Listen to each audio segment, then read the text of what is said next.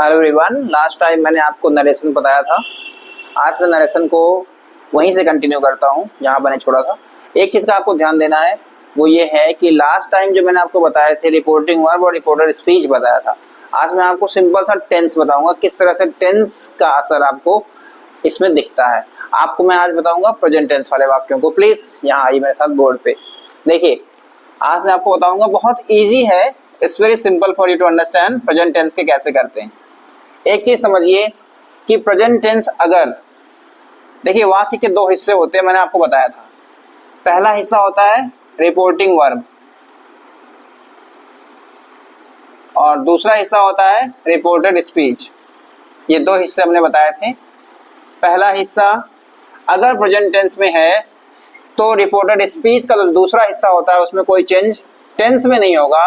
ये आप देखिएगा, जैसे मान लो एक सेंटेंस है, विवेक sir says to Mohan, comma, inverted comma, you are a good boy। जैसा मैंने आपको बताया कि says to को मैंने बताया था कि टेल्स में बदलते हैं, तो ये टेल्स में बदल जाएगा। तो विवेक सर टेल्स किसको? मोहन को।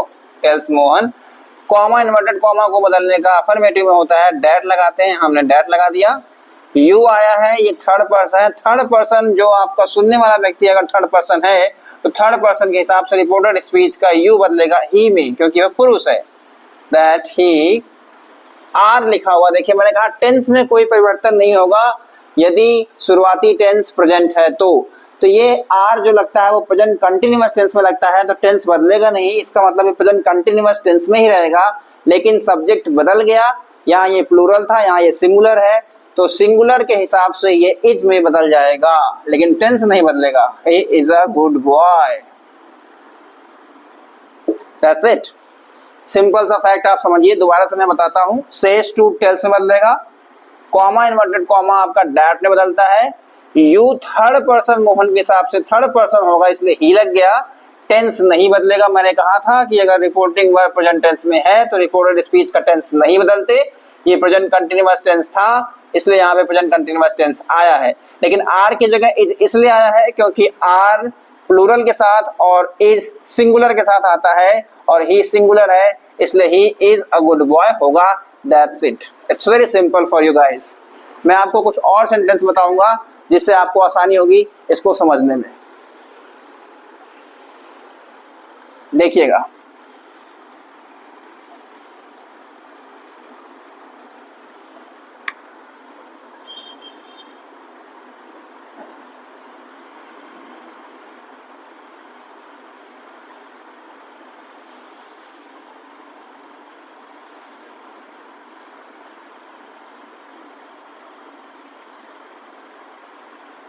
अब यहां पे देखिए, विवेक सर,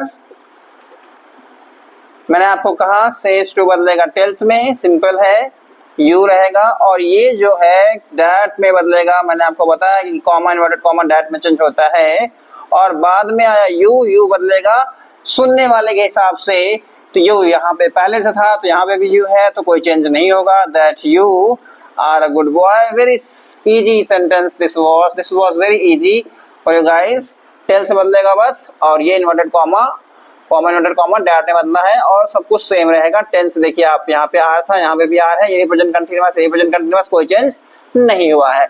अब मैं आपको बताता हूँ कि किस तरह से पर्सन चेंज करते हैं। देखिएगा, ये आपको ध्यान देना होगा, जो बात कही जा रही है, जिससे कही जा रही है, उसी के हिसाब से पर्सन भी बदलने के चांसेस होते हैं। तो आपको देखिए मैं कैसे बताऊंगा कि पर्सन आप पहले पहचानिए, पर्सन होता क्या है। पर्सन देखिए तीन प्रकार का होता है। पर्सन होता है आई, फर्स्ट पर्सन माने मैं, इसको होता है आई, मी, माई, ये होता है फर्स्ट पर्सन। सेकंड पर्सन जो होता है ये होता है यू, योर, और थर्ड पर्सन जो होता है ये होता है ही, सी, इट, दे, और कोई भी नाम, एनी नेम। आपको ये ध्यान देना होगा कि जो सुनने वाला व्यक्ति है, अगर फर्स्ट पर्सन है मान लो, तो मी आएगा और ये बदलेगा आई में। तो फर्स्ट पर्सन, ये तीनों आपको याद रखने हैं। सुनने वाला अगर फर्स्ट पर्सन है तो बाद में रिपोर्टेड स्पीच में फर्स्ट पर्सन आएगा। इसी तरीके से सेकंड पर्सन में अगर यू है तो बाद में भी यू के चांस होंगे। थर्ड पर्सन है तो थर्ड पर्सन के ये आप देख सकते हैं ही, सी, इट, दे, एनी नेम, इस तरह से परिवर्तन हम करते हैं। मैं आपको कुछ और सेंटेंसेस दूंगा जिससे आपको बहुत क्लियर हो जाएगा। देखिए, Mohan says to me you are a good boy। यहाँ पे आप देख सकते हैं मैंने बताया पर्सन कैसे बदलेंगे, मी फर्स्ट पर्सन है तो ये जो सब्जेक्ट है ये बदलेगा फर्स्ट पर्सन के हिसाब से और फर्स्ट पर्सन का सब्जेक्ट होता है आई, तो आपने ये चेंज कर लिया। आर लगा हुआ है, प्रेजेंट कंटिन्यूअस टेंस है, आपको पता है प्रेजेंट कंटिन्यूअस में आई के साथ एम आता है, एम लगा दिया, ये हो गया I am a good boy. मैंने बताया कि कॉमा इन्वर्टेड कॉमा को डैट में बदलते हैं तो ये हो जाएगा डैट यहाँ पे। और ये देखिए सेज टू को हमने बदल दिया टेल्स में, Mohan tells me that I am a good boy. This is the sentence. I hope you are getting it. It is quite easy, guys. देखिए एक सेंटेंस और बताता हूं मैं आपको, वो ये है, You say to me you are a good boy।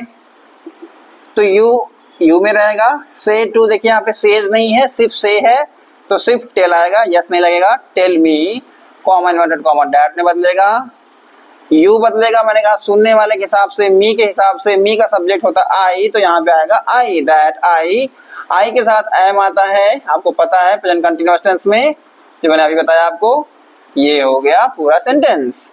तो कॉमा इन्वर्टेड कॉमा डैट में यू बदलेगा सुनने वाले के हिसाब से, सुनने वाला फर्स्ट पर्सन है तो सब्जेक्ट भी फर्स्ट पर्सन आई होता है, मी का आपको पता है कि आई मी माई होता है तो मी का आई सब्जेक्ट आया तो यहाँ पे आई आ गया। और ये प्रेजेंट कंटिन्यूअस टेंस था, आई के साथ एम आता है इसलिए एम यहाँ पे आ गया। से टू बदलेगा टेल में इसलिए टेल लगा दिया, सेज टू होता तो टेल्स हो जाता। आई होप ये आपको समझ में आ गया होगा कि प्रेजेंट टेंस का रिपोर्टेड स्पीच और रिपोर्टिंग वर्ब किस तरह से चेंज हम करेंगे और क्या चेंजेस इसमें करते हैं। चेंजेस कुछ नहीं होता है, से टू को टेल में, सेज टू को टेल्स में बदलते हैं, कॉमा इन्वर्टेड कॉमा को डैट में बदलते हैं और सब्जेक्ट पर्सन जो होता है सुनने वाला उसके हिसाब से हम सब्जेक्ट को बदल देते हैं। जैसे यहाँ पे यू था और ये मी के अनुसार बदलेगा और मी का जो सब्जेक्ट होता है आई होता है इसलिए हमने यहाँ पे आई किया। टेंस में कोई चेंज नहीं होता, आई के साथ एम आता है इसलिए एम लगाया गया है, लेकिन प्रेजेंट कंटिन्यूअस टेंस यहाँ पे भी था और प्रेजेंट कंटिन्यूअस टेंस अभी यहाँ पे भी है। I hope you got these rules, these are quite easy for you to understand।